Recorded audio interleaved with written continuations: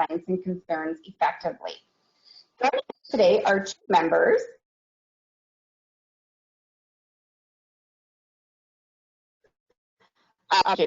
And Rita, I apologize.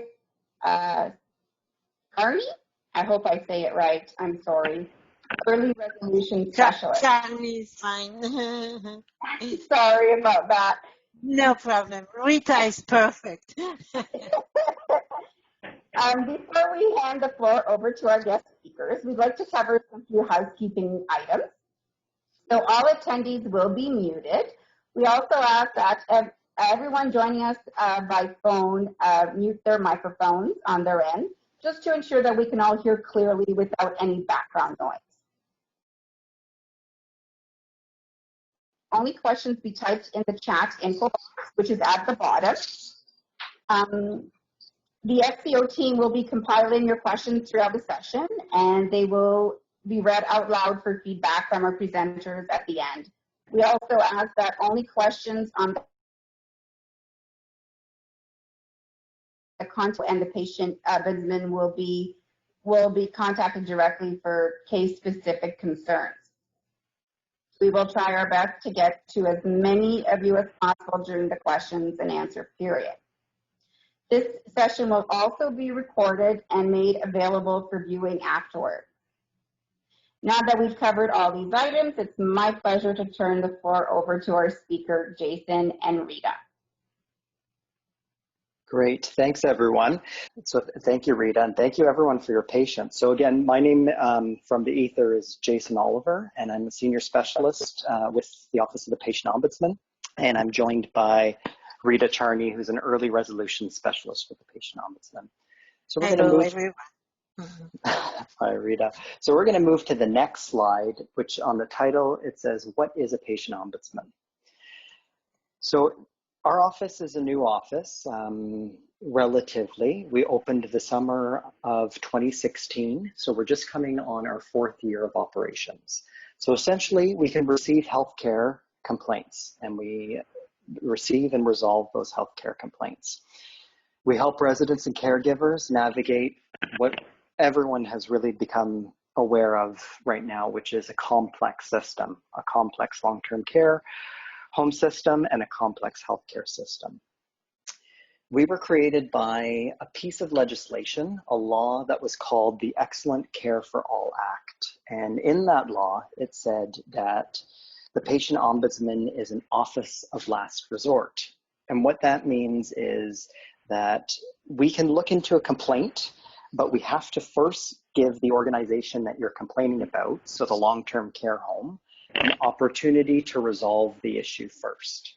And then we can formally look into it can become a case if you're unsatisfied with the answer from the home, or if you feel that the home is ignoring you and not answering your questions, you can still come to us, and then we can then become officially involved. We're not advocates per se in the typical sense of an advocate. That doesn't mean we won't help. It means we listen to all sides, and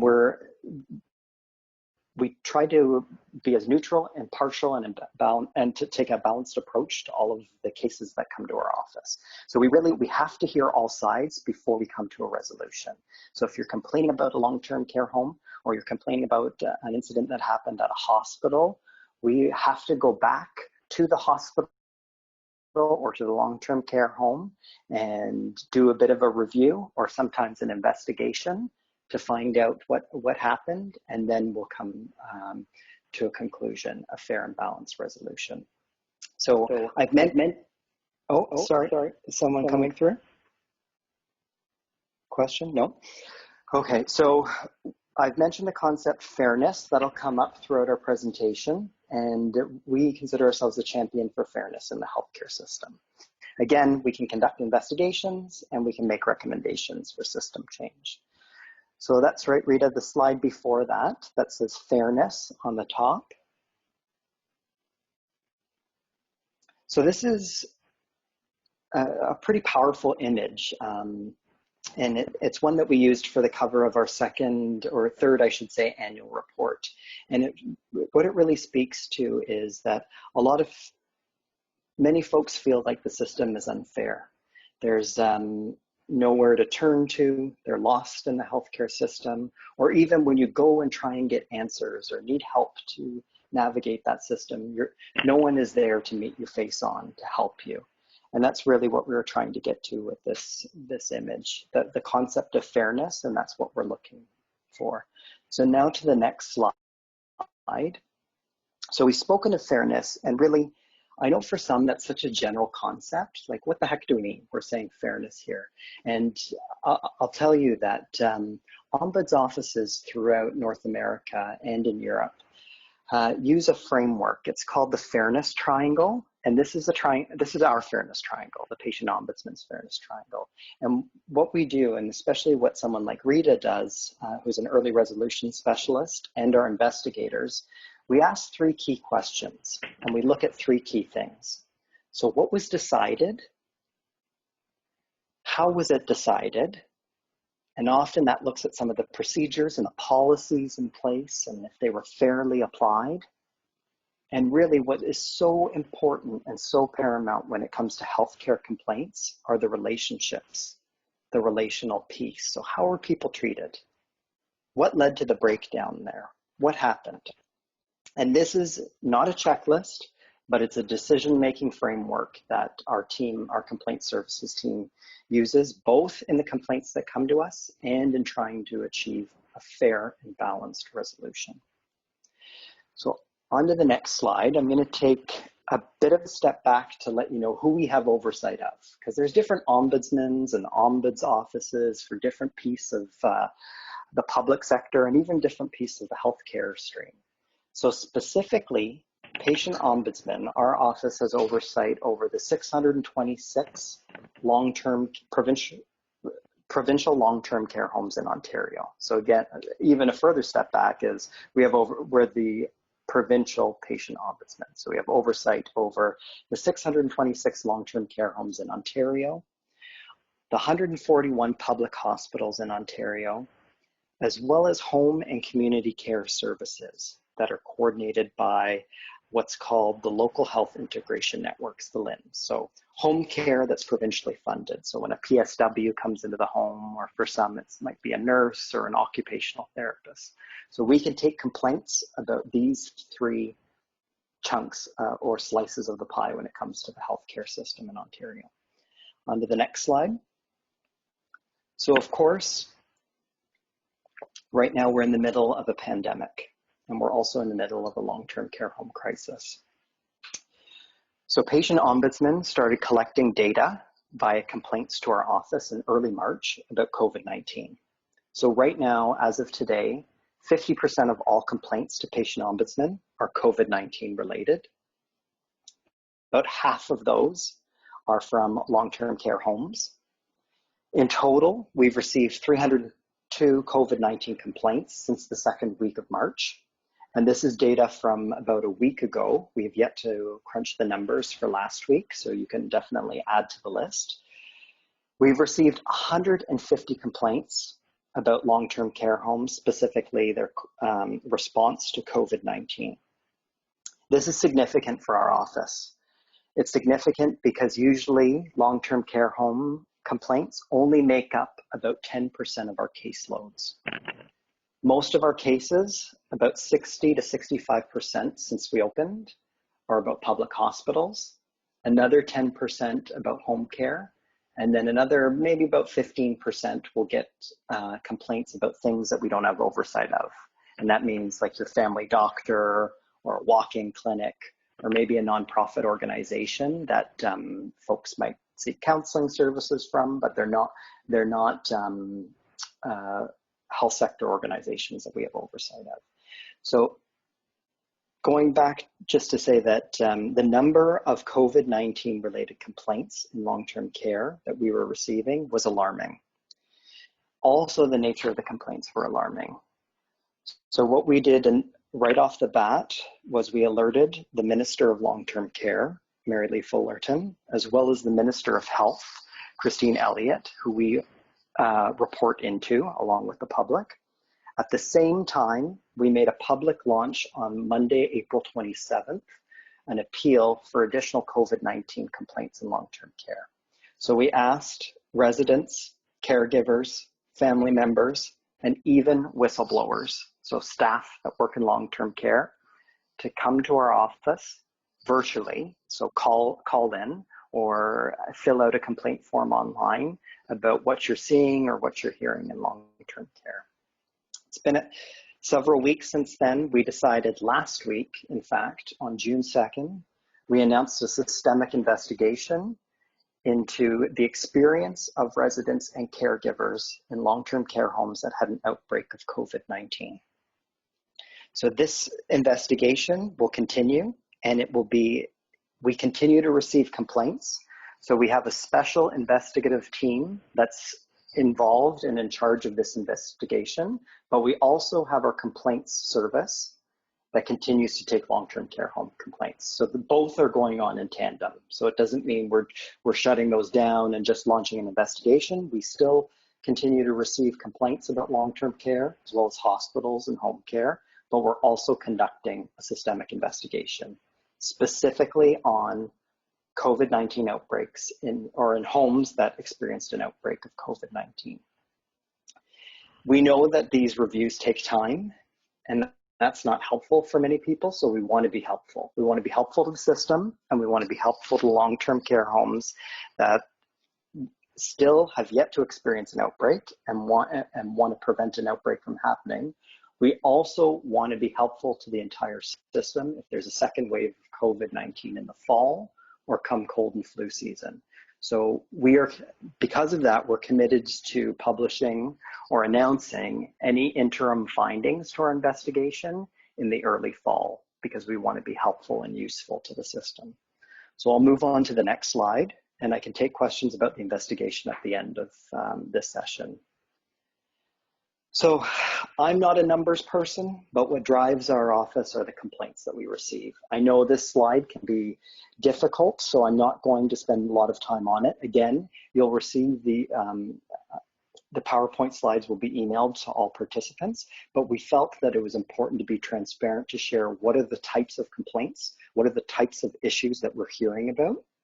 And if you look at the second column, the bolded column down, that's our long-term care home complaints. And if you look on the very left, those are the themes that we've categorized.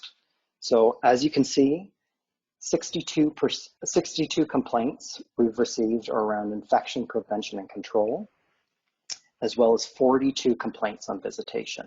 And then I won't go through this entire list, but what I will say is that not all complaint is unique. So sometimes some of these themes or some of these issues will appear in more than one complaint. So we'll get a complaint about visitation issues, but also it's a complaint about staffing shortages at the same time. And also it's a complaint about communication issues. So the long-term care home staff not clearly communicating to families and residents what is going on. So I'm going to move to the next slide because I know the numbers, it's difficult to dissect, but this slide speaks to the top 5 themes that we're seeing through our complaints data. So through the 150 COVID-19 long-term care home complaints we've received, these are the top themes.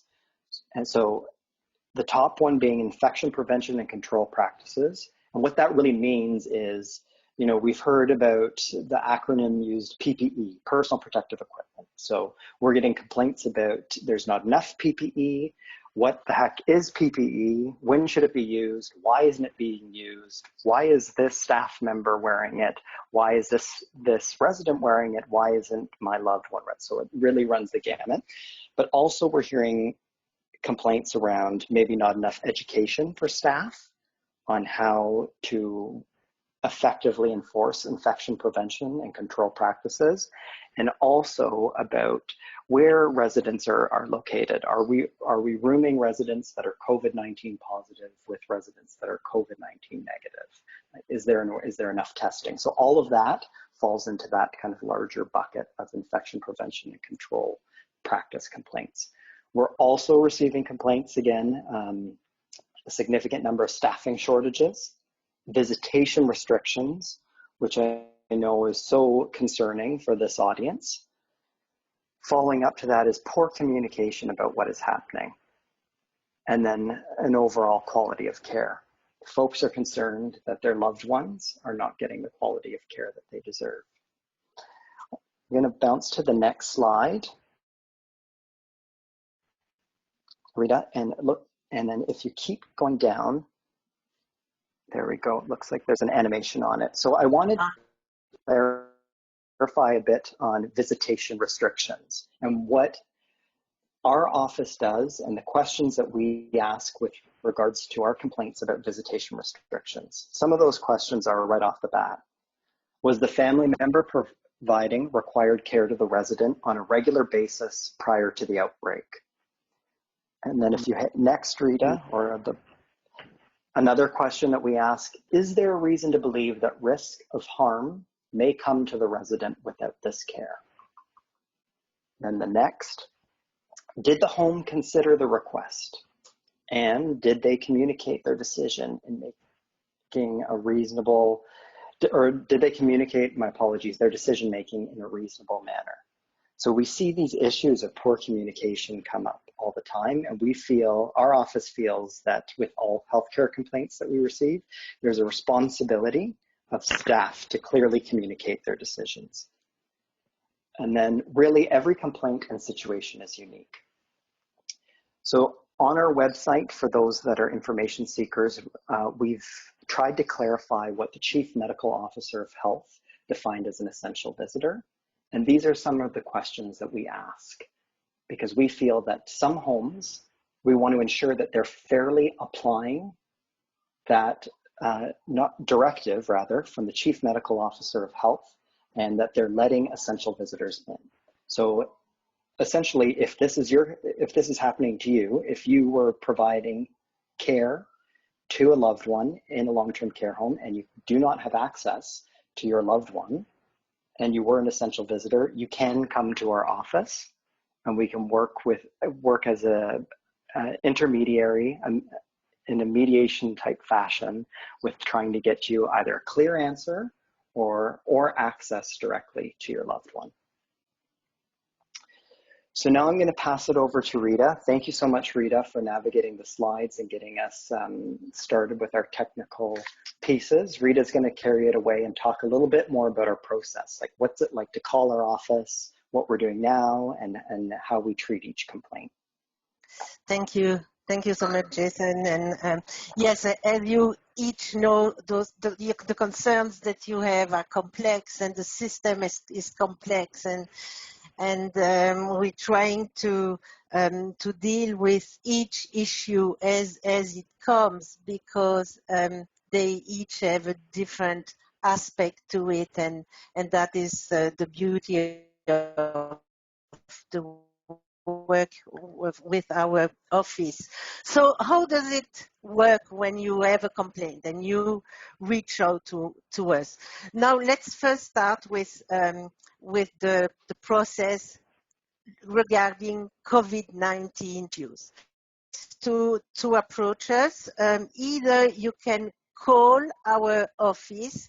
We cannot take the line live, but we will respond to you within the same day or the following day, the latest. You can also complain online. There is a pretty easy complaint form that you can access on our website.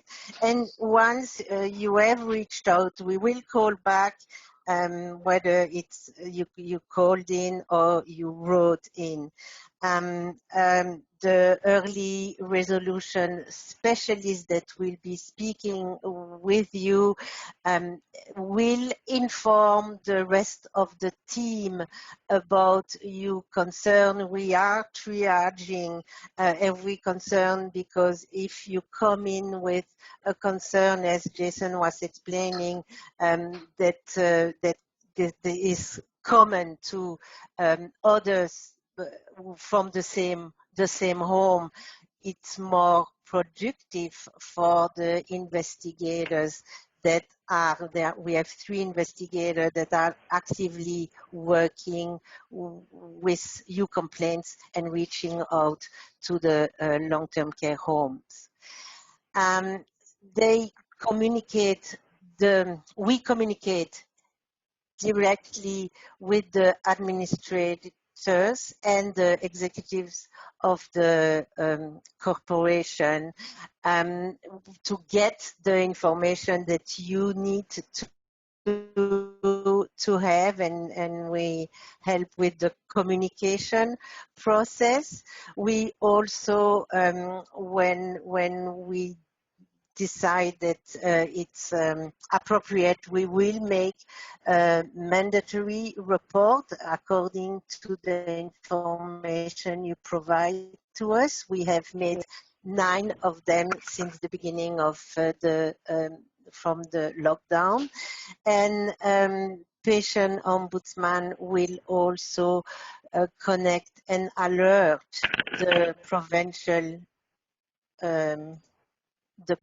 leads at Ontario Health regarding staffing and protective equipment as you describing it. So we're taking you information, and it's really helping with the investigations.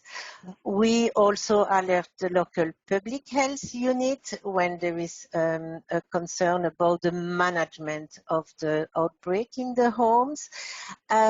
We communicate with the Ministry of Health, the Ministry of Long-Term Care, and Ontario Health about the concerns regarding that you have informed us. As Jason was showing, we are compiling the data.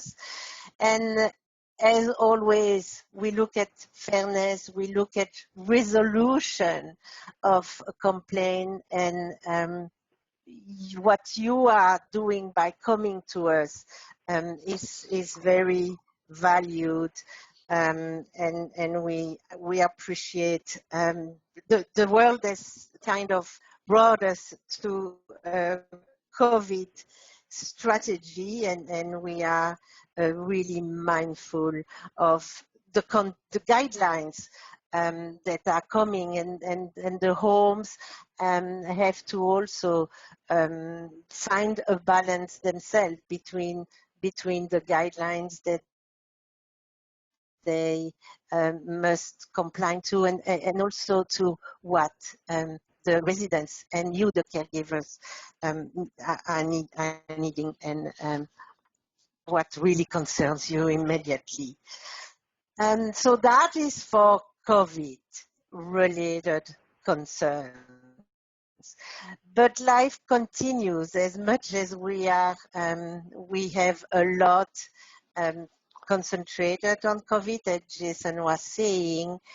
We have also regular complaints that were there before, that are still alive, and some that are coming, whether from hospital, long-term care homes, as well as from the services that one receives the care we received at home from the LIN. So all that is still absolutely going on, and we also receive complaints that are a little bit of COVID and a little bit of something else, and we help you navigate and triage that.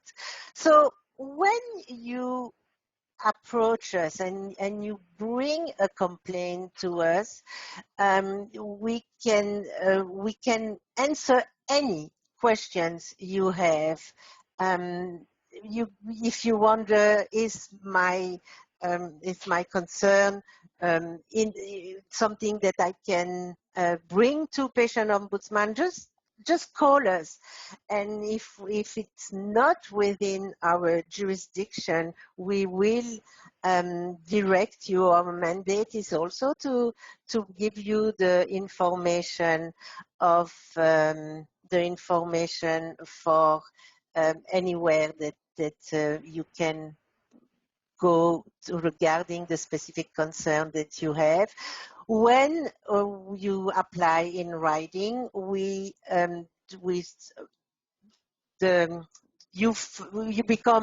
have a file, and it's assigned to a specific early resolution specialist. We will ask for your consent so that the home and or the hospital can speak and exchange information with us. Specifically, when you call us regarding a COVID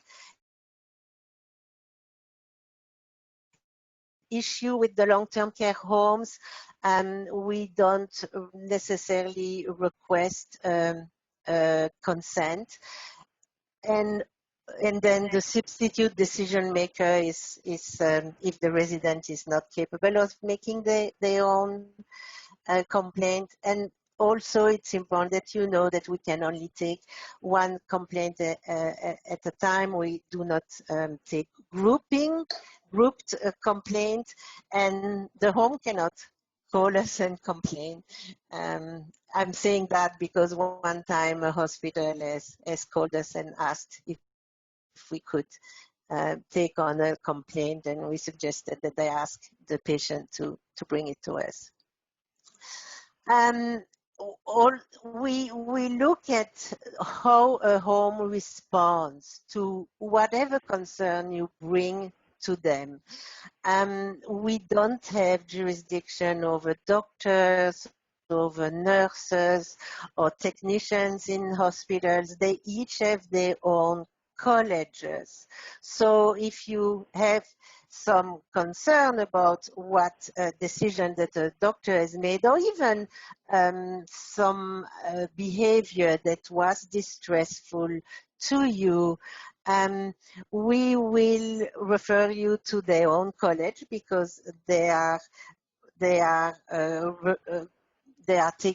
regulating them. But sometimes there is this fine line: what is a medical decision and what is how the hospital or the home responds to you, and we can together explore which falls, and so one concern can be split into going to college or staying with our office. If you have a legal proceeding, or the issue is in front of a tribunal, again, some aspect of it we will not be able to take on while the investigation or the lawsuit is going, but we certainly can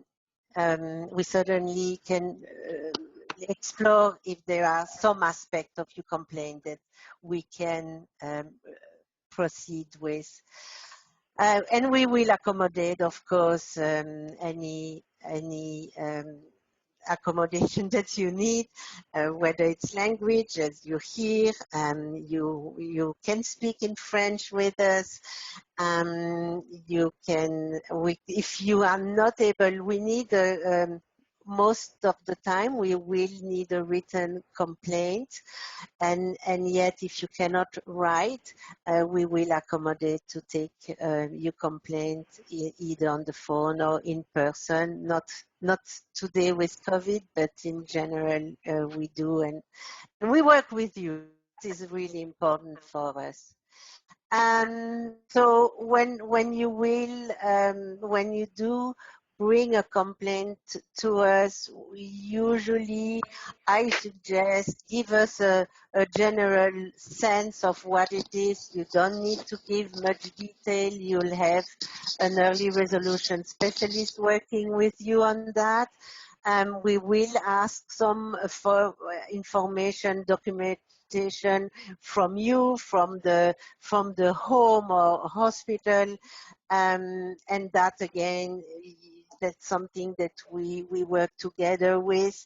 And really the important way that we look at is we have that dual lens. We resolve you individual concern, but we also look at what is it that we can, the home or the hospital can do from your feedback. We cannot always go back in time, restore what didn't work, but we can certainly help improve for the for other patients and or residents, and we find that this is something that is often very appreciated. Every case is different, and we take it as we are flexible with the process. We don't have a set process.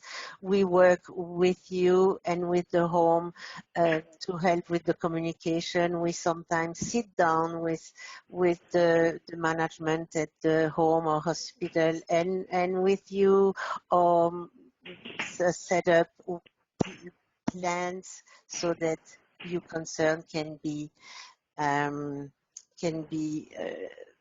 dealt with in a way that works for being productive for everyone.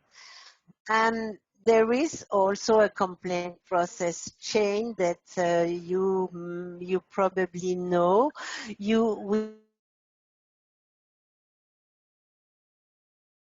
We have to let you, we have to give the home or the hospital an opportunity to have a meaningful engagement in your complaint.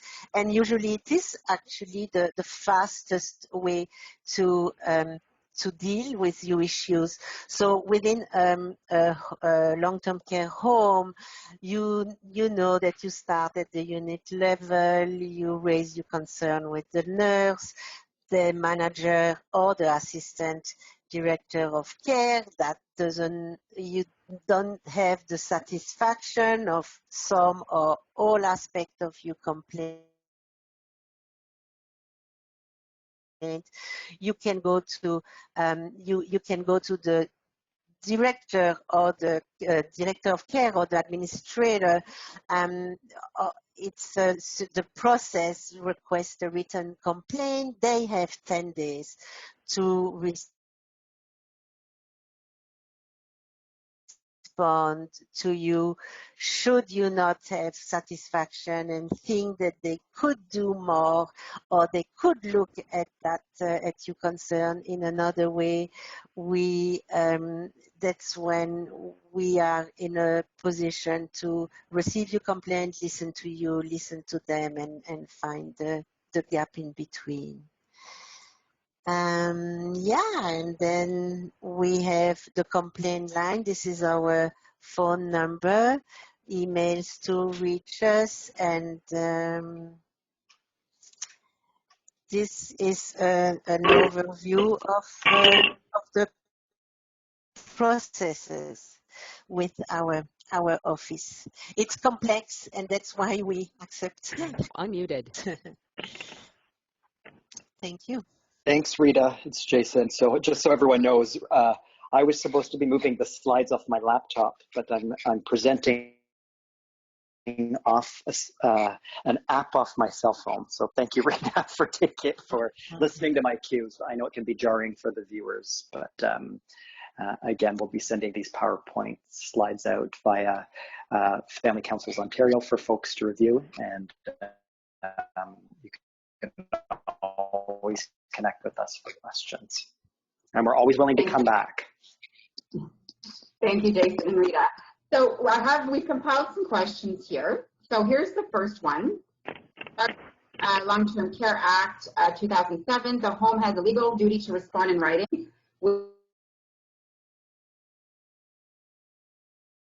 within 10 days to respond to the Family Council complaint. Are we still talking to the home prior to reaching out to you guys? So, Rita, I can take that question. So yes, we still ask that you voice your concerns or go through your complaint process with the long-term care home directly. If you're getting the runaround from a home, if you feel like they're not being forthcoming, we can always initiate what we call a courtesy call on your behalf to try and expedite that process, to let the home know that you are in communication with the Office of the Patient Ombudsman and you would like the long-term care home to resolve the issue with either the resident or the family member. And if the family member or the resident is unsatisfied, they would like to initiate our resolution process. So sometimes that moves things up, speeds things up a little quicker.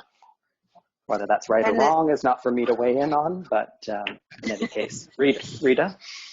Yes, and I wanted to add that especially now with COVID-19, sometimes the issues are really timely and you are anxious to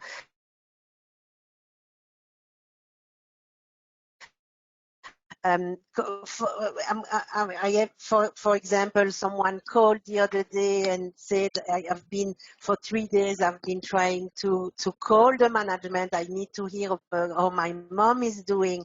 And of course, at that time, you're not going to start a written complaint. You can call us and we do that courtesy call, as we call it, and help with that aspect of the timely communication.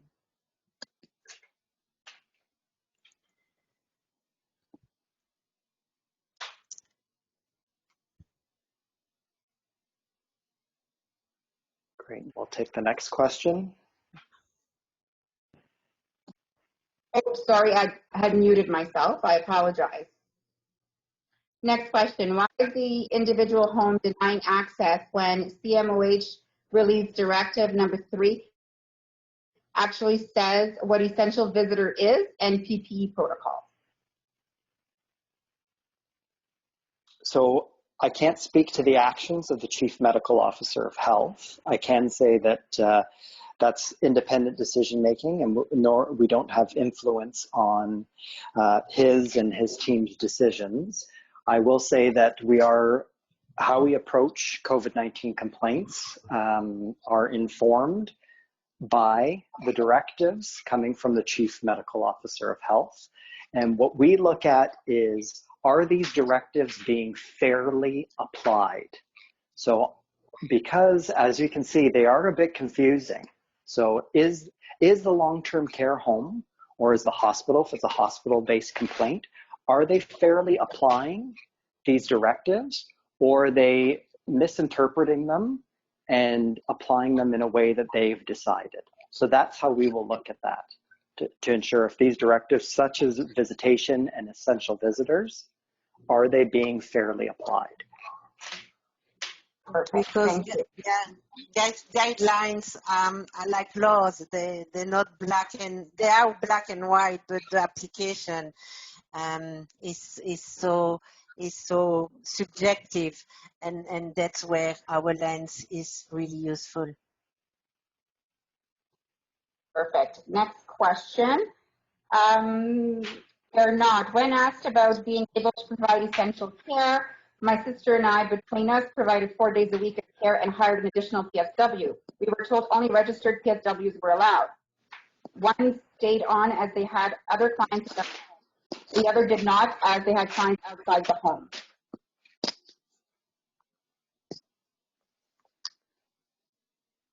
That's certainly, a challenging and stressful situation.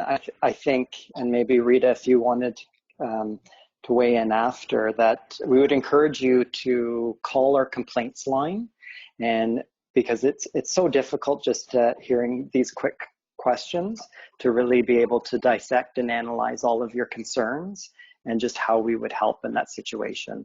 So we understand these are really challenging times for everyone, but if you did want to call our office and file a complaint, then that's certainly something that we would encourage you to do. Rita? Yes, certainly, and again, because it's COVID related, you don't necessarily need to write it. You call, we take it on, and the early resolution officer, that specialist that will hear you, will know how to where to send or escalate the complaint, and the send it to the investigators that are working with the homes. Yeah, that's a good point and distinction, Rita. So we've changed our process during COVID, and that's so you just have to leave a voicemail if you want. You don't have to go through all the steps of our complaint form. Certainly it's helpful. We will need at some point your consent in writing, but if you just want to leave a voicemail and really just say all of your concerns, someone will get back to you. And we don't want to make any barriers of having to go through our step-by-step complaint form. We don't want that to be a barrier to complaining for folks. So there is also, I guess, the distinction between homes that have an outbreaks and homes that don't, and that also makes a difference on how the coming and going is impacted.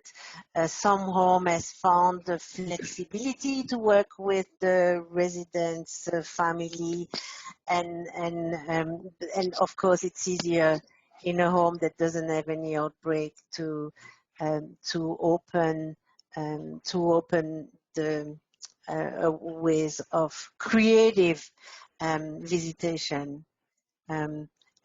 Sometimes we only efficient of making sure that you can have this video conference with your loved one. One investigator was telling me that recently a home upon our involvement bought an extra iPad so that they had enough for everyone to communicate, because it was a house with an outbreak. Thank you. Next question. Why is CMOH directing families back to homes who are unwilling to consider actual essential visitors providing care? So I guess similar, we can't speak to the decisions of the Chief Medical Officer of Health. To my knowledge, that essential visitors should be allowed into the home, and there's specific criteria, so about who is an essential visitor and what makes up an essential visitor. So we're adhering to that for all of our complaints. Next question. The Resident Bill of Rights and the CMOH directive cover all necessary rules and rights. It violates rights. The CMOH has authority to enforce and won't. It's a vicious circle when residents' health continues to decline. So I'll just echo that. Maybe we will park questions about the Chief Medical Officer of Health. We really can't. I think what might happen is during our investigation, certainly what we will look at is how were these directives from the Chief Medical Officer? How did the long-term care homes individually on the ground level, how did they interpret it? Were they clear in understanding it? Did they implement them fairly? And that's certainly something we may be able to look at, but it's not within the oversight of our office to influence at this stage the directives from the Chief of Health. Certainly post-investigation, there might be some findings that will be useful for everyone, but it would be inappropriate for us at this time to weigh in on that. Next question. The long-term care home reported in the community that they were following the directives of the Ministry of Public Health. They were not transparent because direction number 3 in April only put forth the text as a recommendation, not a requirement. So this seems to be another question about the directives of the Chief Medical Officer of Health.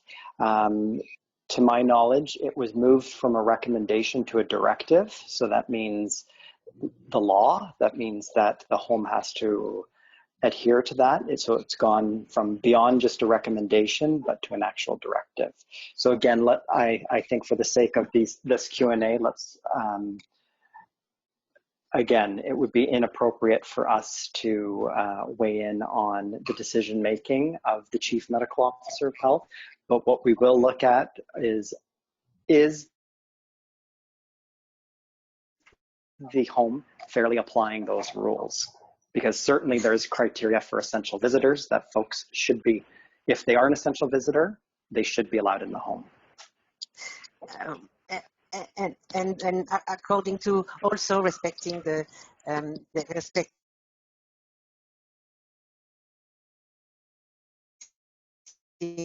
safety and certainly those guidelines and those directives are such a moving target that we can only deal with what's coming to us at that time, at that moment of time.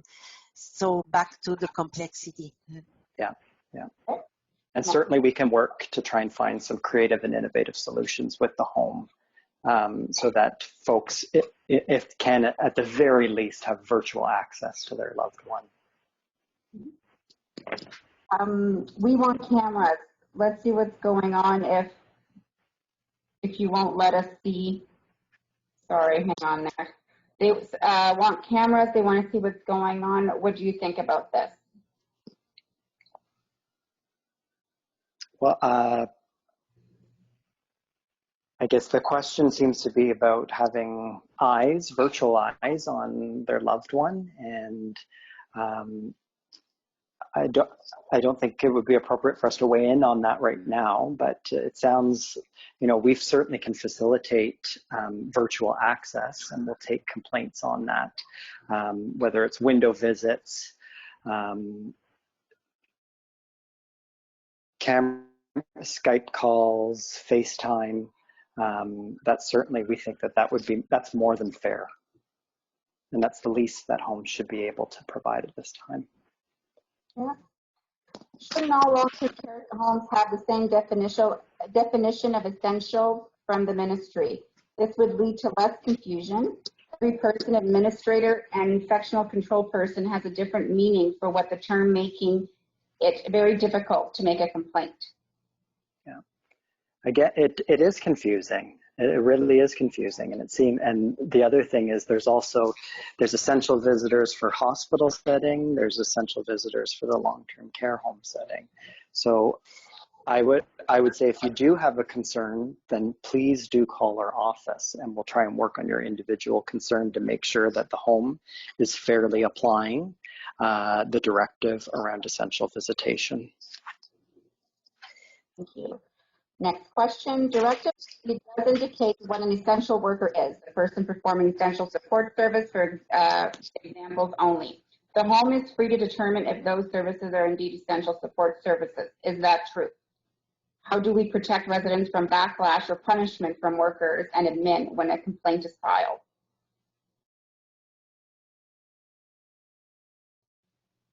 File to Patient Ombudsman, you mean? Yes. We obviously cannot, they're not allowed, absolutely. And the way we approach them is by saying we received a complaint, and it's not really a complaint, it's a call for help to help resolve any concern, and we approach it in a way that we work together with the home, because sometimes the home needs to be heard as well, and they have their own restraints, and this is when we give everyone a voice that we can find a creative solution. Thank you. Next question. What is the approximate turnaround time between when the complaint is filed and when the patient ombudsman contact the long-term care home to investigate? So I wish we had a specific answer. So there is the non-COVID, or there is the COVID. So non-COVID, it depends on the issue. If it's timely, if you are concerned about someone's well-being, we will act. We will act quick. I don't know that we will resolve quickly, but we engage. We triage what is urgent and what is. We get some complaint about things that have happened in the past and are not urgent, that we will take sometimes more time. Again, each issue is, we take it, we analyze it as it comes. A COVID issue, you have a concern today that needs to be dealt with today, we will absolutely flag it to an investigator that will get back to you within 24 to 48 hours, again, depending on the urgency. Thank you. Next question, and we'll do 2 more questions. Will there be a review of the Long-Term Care Act in regards to where funds are going? Will residents be given a refund for lack of care service since March? So we wouldn't be able to speak to that, but what we could say, what I'm happy to say, is that we're launching a systemic investigation into the caregiver and resident experience in long-term care homes that had a COVID-19 outbreak. So that's a specific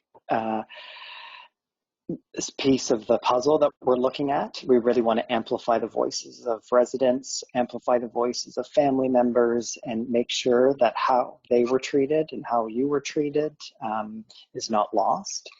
Some of the things specifically that we'll be looking at will be around visitation, staffing shortages, and overall communication around things like the directives that are coming from the Chief Medical Officer of Health, different policies from different long-term care homes, and again, are they being fairly applied? Thank you.